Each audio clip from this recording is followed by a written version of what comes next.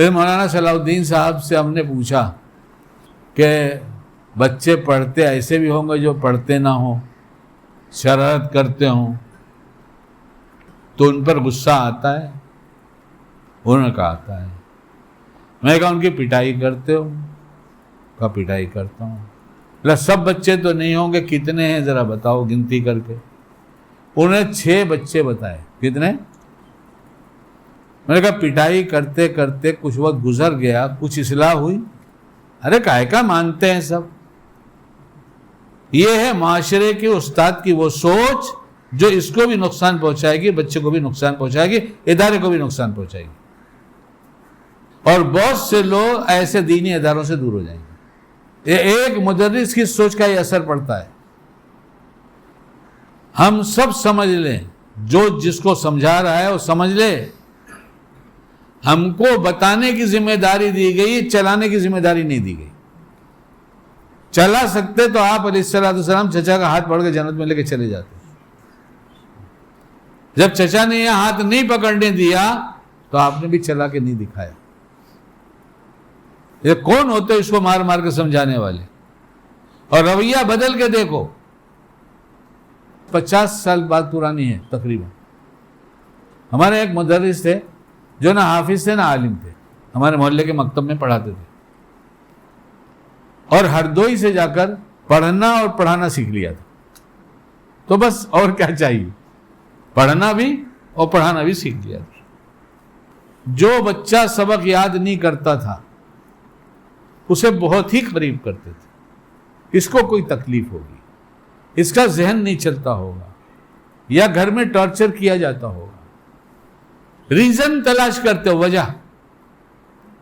اور کئی دفعہ تو کئی بچوں کو، وہ باہر دودھ والے کی دکان تھی، ناشتہ کیا کہ نہیں کیا، پتہ ہے بیچارہ اتنا غریب ہے، ناشتہ کہاں سے کرے گا؟ اب دوپہر میں جب ماں کچھ لا کے پکائے گی کھلائے گی تو کھائے گا۔ اب اس بچے کی یادداشت اور اس کی فکروں پر اس کا اثر پڑے گا نہیں پڑے گا بھوکے رہنے کا؟ اس لیے مالداروں کو چاہیے کہ ایسے غریب بچوں کو اللہ سے مانگ لے کہ جن کو کھلا دینا اور پرورش کرنا آپ کو پسند ہے، میرے ذمہ کچھ ایسا کر دیجئے، مجھے بتا دیجئے، ایسوں کی پرورش میں کروں گا۔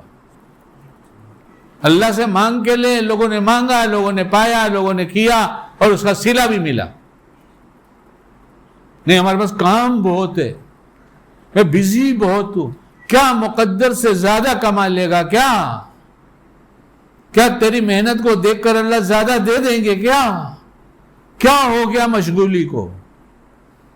یہ ہے معاشرت بگڑی۔ یہ سب معاشرت کی بات ہو رہی ہے نا۔